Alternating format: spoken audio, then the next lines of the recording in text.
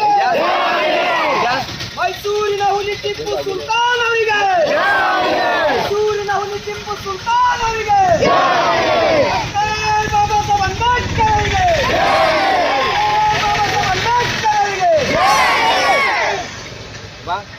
ಟಿಪ್ಪು ಸುಲ್ತಾನ್ ಜಿಂದಾಬಾದ್, ಟಿಪ್ಪು ಸುಲ್ತಾನ್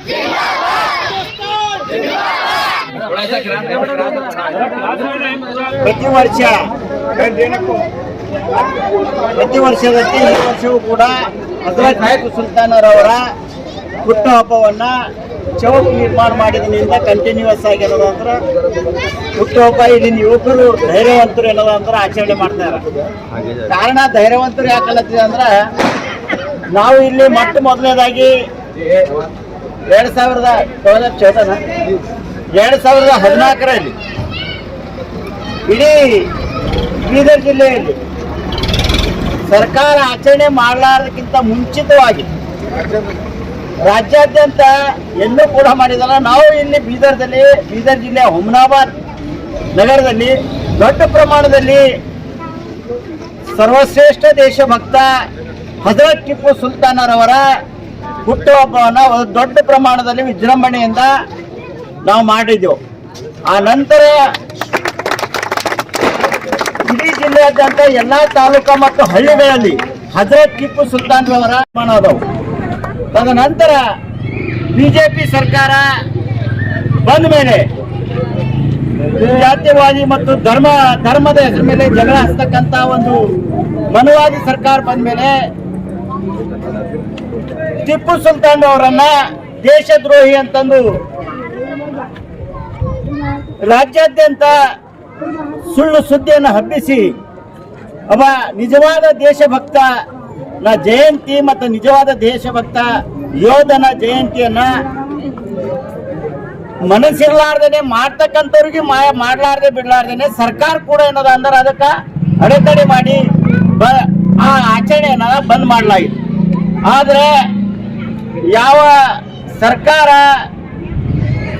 ಮನುವಾದಿ ಸರ್ಕಾರ, ಆ ಸರ್ಕಾರ ಮನುವಾದಿ ಪಕ್ಷನೇ ಏನದ ಅಂತಂದ್ರೆ ಬ್ರಿಟಿಷರ ಜೊತೆ ತಪ್ಪೊಪ್ಪಿಗೆ ಬರೆದು ಜೈಲಿನಿಂದ ಬಿಡುಗಡೆ ಆದಂತ ಅವರ ಸಿದ್ಧಾಂತ ಮೇಲೆ ಆ ಪಕ್ಷವನ್ನು ಸ್ಥಾಪನೆ ಮಾಡಿದಂತ ವ್ಯಕ್ತಿಗಳು ಇವತ್ತ ನಿಜವಾದ ಟಿಪ್ಪು ಸುಲ್ತಾನ ದೇಶಭಕ್ತ ಟಿಪ್ಪು ಸುಲ್ತಾನ್ ಜಯಂತಿಯನ್ನ ಬಂದ್ ಮಾಡಲಿಕ್ಕೆ ಆ ಸಮಯದಲ್ಲಿ ಬಿಜೆಪಿ ಸರ್ಕಾರ ಕ್ರಮ ಕೈಗೊಂಡಿತ್ತು. ಅದು ಖಂಡನೀಯವಾದದ್ದು.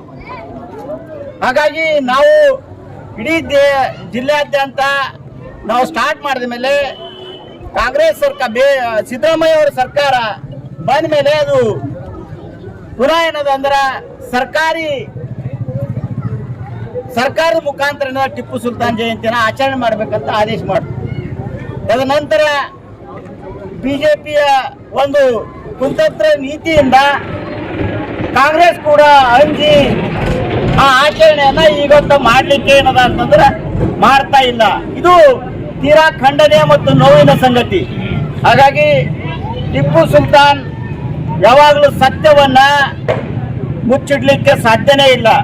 ಸತ್ಯ ಎಷ್ಟಾದರೂ ಸರಿ, ಎಂದಾದರೂ ಸರಿ, ಸತ್ಯ ಎಂದಾದರೂ ಹೊರಗೆ ಬಂದೇ ಬರ್ತದೆ. ನಿಜವಾದಂತ ದೇಶಭಕ್ತ ಟಿಪ್ಪು ಸುಲ್ತಾನ್ ಅವರ ದೇಶಭಕ್ತಿಯನ್ನ ಮುಚ್ಚಲಿಕ್ಕೆ ಸಾಧ್ಯ ಇಲ್ಲ. ಅವರಷ್ಟು ತ್ಯಾಗ ಬಲಿದಾನ ಅವರು ಈ ದೇಶಕ್ಕಾಗಿ ಅವ್ರ ಮಕ್ಕಳನ್ನ ಏನದ ಅಂತಂದ್ರ ಬಲಿ ಕೊಡ್ತಕ್ಕಂಥ ಪ್ರಸಂಗ ಬಂತು. ಅವ್ರ ಮಕ್ಕಳಿಗಾಗಿ ಏನದ ಅಂತಂದ್ರೆ ಎಂದೂ ಕೂಡ ಅವ್ರು ಎಲ್ಲಕ್ಕಿಂತ ಮುಖ್ಯವಾಗಿ ಮಕ್ಕಳಿಗಿಂತ ದೇಶಕ್ಕಾಗಿ, ದೇಶನೇ ಮುಖ್ಯ ಅಂತಂದು ಒಪ್ಪಿದಂತ ಮಹಾನ್ ಶ್ರೇಷ್ಠ ದೇಶಭಕ್ತ ಟಿಪ್ಪು ಸುಲ್ತಾನ್. ಹಾಗಾಗಿ ಈ ಟಿಪ್ಪು ಸುಲ್ತಾನ ದಿನದಂದು, ಹುಟ್ಟುಹಬ್ಬದ ದಿನದಂದು ನನ್ನನ್ನು ಕರೆಸಿ ಇಲ್ಲಿ ಅವರ ಧ್ವಜಾರೋಹಣ ಮಾಡಿಸಿ ಮಾತಾಡಿಸಿದ್ದಕ್ಕಾಗಿ ನಮ್ಮೆಲ್ಲ ಯುವಕರಿಗೆ ನಾನು ಧನ್ಯವಾದ ಹೇಳೋದ್ರ ಜೊತೆಗೆ ಟಿಪ್ಪು ಸುಲ್ತಾನ್ ಅವರ ಆವಾಜ್, ಟಿಪ್ಪು ಸುಲ್ತಾನ್ ಅವರ ವಿಚಾರಗಳು ಯಾವುದೇ ದೊಡ್ಡ ಭಯಕ್ಕೆ ಅಂಜಲಾರ್ದನೆ ಟಿಪ್ಪು ಸುಲ್ತಾನ್ ಅವರ ವಿಚಾರಗಳು, ಸಿದ್ಧಾಂತಗಳು ಜೀವಂತ ಆಗಿ ಇಡಬೇಕಾದ್ರೆ ಈಗಿನ ಯುವಕರ ಬಹಳ ದೊಡ್ಡ ಜವಾಬ್ದಾರಿ ಇದೆ. ಹಾಗಾಗಿ ಎಲ್ಲ ಮಹಾಪುರುಷರು ಈ ಸಮಾಜದ ಸರ್ವ ಸಮಾಜಕ್ಕೆ ಸ್ವಾತಂತ್ರ್ಯ ತಂದುಕೊಟ್ಟಂತ ಬುದ್ಧ, ಬಸವ, ಅಂಬೇಡ್ಕರ್, ಪೆರಿಯಾರ್, ಹಾಗೆ ನಾರಾಯಣಗುರು, ಟಿಪ್ಪು ಸುಲ್ತಾನ್ ಇಂಥವ್ರ ವಿಚಾರಗಳ ಜೀವಂತ ಇಡಬೇಕಾದ್ರೆ ನಾವು ಸ್ವಲ್ಪ ಕಷ್ಟವನ್ನ ಅನುಭವಿಸ್ಬೇಕಾಗ್ತದೆ. ಯಾಕಂತಂದ್ರೆ ಈಗ ರಾಜಕೀಯ ಅಧಿಕಾರನ ಈ ವಿಚಾರಗಳಿಗೆ ವಿರುದ್ಧವಾದಂತ ಶಕ್ತಿಗಳ ಕೈಯಲ್ಲಿದೆ. ಹಾಗಾಗಿ ನಾವು ಈ ವಿಚಾರಗಳಿಗೆ ಜೀವಂತ ಇಡಬೇಕಾದ್ರೆ ಹೋರಾಟ ಅತಿ ಅನಿವಾರ್ಯವಾಗಿರ್ತದ. ಹಾಗಾಗಿ ಈ ಯಾವುದೇ ಶಕ್ತಿಗಳಿಗೆ ಅಂಜಲಾರ್ದೇನೆ ಎಲ್ಲ ಸರ್ವ ಸಮಾಜಕ್ಕೆ ಸಮಾನತೆಯನ್ನು ತಗೊಂಡು ಹೋಗ್ತಕ್ಕಂಥ ಎಲ್ಲ ಮಹಾಪುರುಷರ ವಿಚಾರಗಳನ್ನ ಜೀವಂತ ಆಗಿಡ್ಲಿಕ್ಕೆ ಎಲ್ಲ ಯುವಕರು ಎಲ್ಲ ಸಮಯದಲ್ಲಿ ತಯಾರಾಗಿರ್ಬೇಕು, ಹೋರಾಟಕ್ಕೂ ತಯಾರಾಗಿರ್ಬೇಕಂತಂದು ಈ ಸಂದರ್ಭದಲ್ಲಿ ಹೇಳ್ತಾ ನಾನು ಮಾತು ಮುಗಿಸ್ತೀನಿ. ಜೈ ಭೀಮ್, ಜೈ ಭಾರತ್. ಇದರಲ್ಲಿ ಟಿಪ್ಪು ಸುಲ್ತಾನ್ ಅವರ ಜಯಂತಿ ಉತ್ಸವವನ್ನು ಕಾರ್ಯಕ್ರಮಕ್ಕೆ ನಮ್ಮನ್ನು ಬರಲಿಕ್ಕೆ ಆಹ್ವಾನಿತ್ತು. ಕಾರ್ಯಕ್ರಮವನ್ನು ಈ ಅಧ್ಯಕ್ಷತೆಯನ್ನು ಬಕ್ಸೂರ್ ಸರ್ ಅವರು ಮತ್ತು ಹಿರಿಯರಾಗಿರ್ತಕ್ಕಂಥ ಅಂಕುಶ್ ಗುಡ್ಲೆ ಅಣ್ಣನವರ ಒಂದು ಎಲ್ಲ ನಮ್ಮ ಸಮಾಜದ ಮುಖಂಡರ ಸಮ್ಮುಖದಲ್ಲಿ ಹೈದರಲ್ಲಿ ಟಿಪ್ಪು ಸುಲ್ತಾನ್ ಅವರ ಜಯಂತಿ ಉತ್ಸವದ ಕಾರ್ಯಕ್ರಮವನ್ನು ನಾವು ಅತಿ ವಿಜೃಂಭಣೆಯಿಂದ ಮತ್ತು ಶಾಂತಿಯುತವಾಗಿ ನಾವು ಇವತ್ತು ಹುಮ್ನಾಬಾದ್ ಪಟ್ಟಣದಲ್ಲಿ ಆಚರಣೆ ಮಾಡಿದ್ದೀವಿ. ಬಂಧುಗಳೇ, ಈಗ ಅಣ್ಣವ್ರು ಹೇಳಿದಪ್ಪಲೆ ಯಾವುದೇ ಸರ್ಕಾರ ಬರಲಿ, ಯಾವುದೇ ಬಿಡಲಿ, ಯಾಕಂದರೆ ಮಹಾಪುರುಷರ ಒಂದು ವಿಚಾರಧಾರೆಗಳನ್ನು ನಮ್ಮ ಯುವಕರು ಮೈಗೊಂಡು ಅವರ ವಿಚಾರಧಾರೆಗಳನ್ನು ಮುಂದಿನ ಜೀವಂತ ಇಡಬೇಕಂದ್ರೆ ಇಲ್ಲಿ ನಾವು ಅವ್ರು ಮಾಡ್ತಕ್ಕಂಥ ಕಾರ್ಯಗಳನ್ನು ನಾವು ಮಕ್ಕಳಿಗೆ ತಿಳಿಸ್ಬೇಕಾಗ್ತದೆ. ಹೀಗಾಗಿ ಈ ವೇದಿಕೆ ಮೇಲೆ, ಯಾಕಂದ್ರೆ ಅಣ್ಣೂರಿಗೆ ಈಗಾಗಲೇ ಹೇಳ್ಯಾರ, ಅದನ್ನು ಕೂಡ ಎರಡು ಮಾತಾಡೋಕ್ಕೆ ನಮಗೆ ಅವಕಾಶ ಕೊಡ್ತಾರೆ. ಹೀಗಾಗಿ ಅವರ ವಿಚಾರಧಾರೆಗಳನ್ನು ನಾವೆಲ್ಲ ಮೈಗೊಂಡು ಎಲ್ಲ ಸರ್ವ ಧರ್ಮದ ನಾಯಕರು ಆಗಿರ್ತಕ್ಕಂಥ ಮಹಾಪುರುಷರು ಟಿಪ್ಪು ಸುಲ್ತಾನ್ ಅವರ ಜಯಂತಿ ಉತ್ಸವದ ಅಂಗವಾಗಿ ಎಲ್ಲರಿಗೂ ಆರ್ಥಿಕ ಶುಭಾಶಯಗಳನ್ನು ಕೋರಿ ನಾನು ಎರಡು ಮಾತುಗಳನ್ನು ಮುಗಿಸ್ತೀನಿ. जय भीम, जय टिप्पू सुल्तान।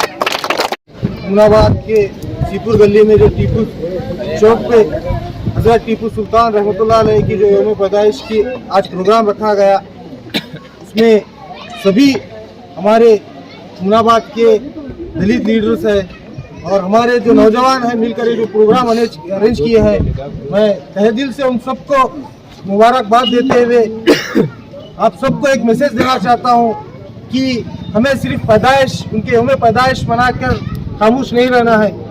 उनकी ज़िंदगी का जो मकसद था, जो रास्ता बता कर गए हैं इस देश को, जो अंग्रेज़ों से नो कॉम्प्रोमाइज़ की जो लड़ाई लड़कर अपने पूरे ख़ानदान को, अपनी औलाद को कुर्बान कर इस देश को आज़ादी में जो पहली शुरुआत की वो हज़रत टीपू सुल्तान रहमतुल्लाह अलैह। अगर आप सिर्फ यौम पैदाइश मनाने से या डीजे लगाकर नाचने से या कुछ प्रोग्राम करने से उनका जो मकसद था हिंदुस्तान में हर समाज को एक बेहतरीन हिंदुस्तान बनाने का, इसको पूरा नहीं कर सकते। अगर समाज को अगर बनाना है तो हज़रत टीपू सुल्तान रहमतुल्लाह अलैह के जो ज़िंदगी का मकसद था, जो उनकी विचार थी, जो उनकी सोच थी, वो आज के नौजवानों में और आने वाले नस्लों में वो आने की ज़रूरत है। वक्त और हालात को देखकर पीछे हटने की ज़रूरत नहीं है, क्योंकि मुझे जैसे अंकुश साहब ने बताया कि हुमनाबाद में जो पहला टीपू सुल्तान रहमतुल्लाह अलैह का प्रोग्राम 2013-14 में किया गया था, उसके बाद ही पूरे इंटायर स्टेट में ये तारीख बनाई गई। और उसी को देखकर जबकि गवर्नमेंट सिद्धरामैया साहब ने जो है एक गवर्नमेंट तरीके पे टीपू सुल्तान रहमतुल्लाह अलैह की जो यौम पैदाइश मनाने के हर ऑफिशियल मनाने के लिए कहा गया था, एक प्रोग्राम बनाया था, उसके बाद जो है जैसा बताया गया कि बीजेपी गवर्नमेंट से उसको हटाया गया। लेकिन आज अफसोस इस बात का है, उसी सेकुलर पार्टी और उसी सिद्धरामैया साहब को आज वक्त ने और एक बार सीएम बनाने के बावजूद भी जहां पर आराम फरमा रहे हैं टीपू सुल्तान रहमतुल्लाह अलैह चंदनपटना में, वहां पर आज जो है 144 लगाकर यौम पैदाइश मनाने नहीं दिया गया। बहुत अफसोस की बात है। आज समझना है, आज पूरे कर्नाटक की ये जो बैकवर्ड है, ओबीसी है, मुसलमान है, माइनॉरिटी है, दलित है, सबको समझना है कि आप किसके साथ है और किसके खिलाफ है।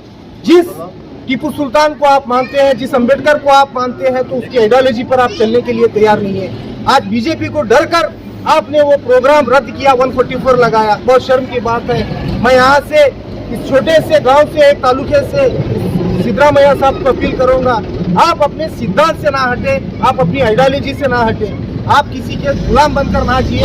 आप जो है अपने आइडियोलॉजी को बरकरार रखते हुए टीपू सुल्तान का नाम और तारीख को हिंदुस्तान में बरकरार रखने का काम करे। मैं उम्मीद करता हूँ आने वाले दिनों में ये नौजवान जो है टीपू सुल्तान के आदर्श को, उनकी सोच को, उनके मकसद को और उनके जैसा जज्बा, जिसके लिए देश के लिए, मुल्क के लिए जो जान देने का जज्बा है, वो आने वाले दिनों में हर किसी के नौजवानों के दिलों में भी वही जज्बा लेकर आगे बढ़ेंगे।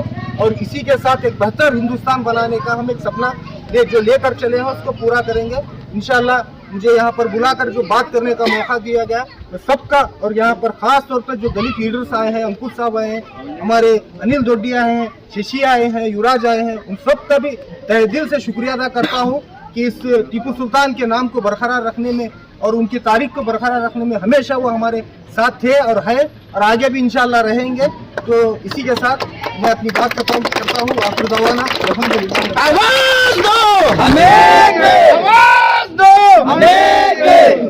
एसएस पारा शॉपिंग मॉल में दशहरा फेस्टिवल स्पेशल ऑफर आपके लिए लाए हैं लेटेस्ट कलेक्शन, जिसमें आपको मिलेंगे varieties of dresses and materials बिल्कुल रीजनेबल प्राइस में। ऑल टाइप्स ऑफ साड़ीज जैसे कि Dharmavaram saris, Kanchivaram saris, many varieties and branded saris for womens collection. और साथ ही मेंस और किड्स वेयर में आपको मिलेंगे suit, sherwani, kurta pyjama, blazer and a complete suiting shirting आपको मिलेगी ब्रांडेड जैसे कि रेमंड, आदित्य बिरला, सियाराम, सोलिनो और भी बहुत सारे ब्रांड आपको मिलेंगे एसएस पारा शॉपिंग मॉल में। तो विजिट कीजिए एसएस पारा shopping mall beside bus stand Humnabad.